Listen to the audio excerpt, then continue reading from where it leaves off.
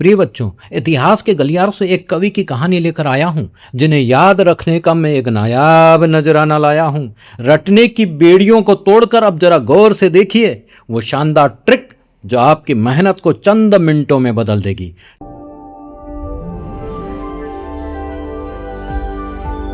चलिए short trick की इस दुनिया में कदम रखते हैं और मंगलेश जी के बहुत बड़े जीवन परिचय को समेटते हैं केवल चंद पंक्तियों में, ताकि आप उनका पूरा जीवन परिचय पढ़ने सुनने के बाद संकेतों के साथ बहुत आसानी से याद रख पाएंगे।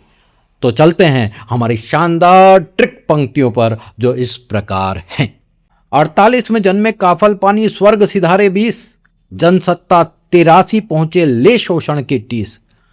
यदि आप भी पढ़ाई को आसान बनाना चाहते हैं तो अभी चैनल को सब्सक्राइब कर लीजिए, ताकि ऐसी शानदार ट्रिक्स आप तक सबसे पहले पहुंचे। इन दो पंक्तियों में हम यह समझेंगे कि इनका जन्म 1948 में उत्तराखंड राज्य के टिहरी गढ़वाल जिले के काफल पानी गांव में हुआ और 2020 में ये स्वर्ग सिधार गए।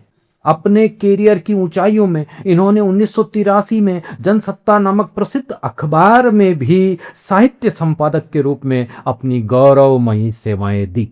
इनकी प्रसिद्ध पुस्तकों को हमने याद रखने की सरलता की दृष्टि से जादुई ट्रिक पंक्तियों में इस तरह बदला है कि बच्चों को मंगलेश का इतना बड़ा जीवन परिचय भी संक्षिप्त में याद रह जाए, संकेतों में सब कुछ याद हो जाए।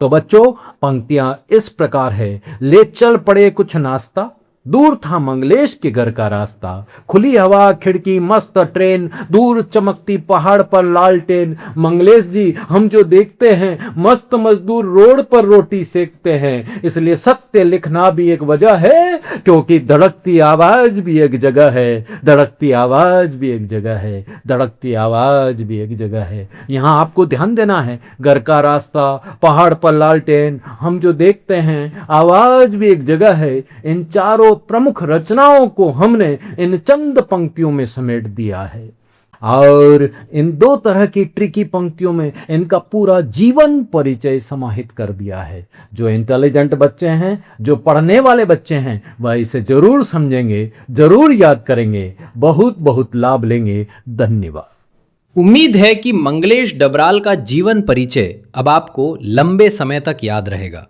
मिलते हैं अगली वीडियो में एक और आसान अध्ययन ट्रिक के साथ। धन्यवाद।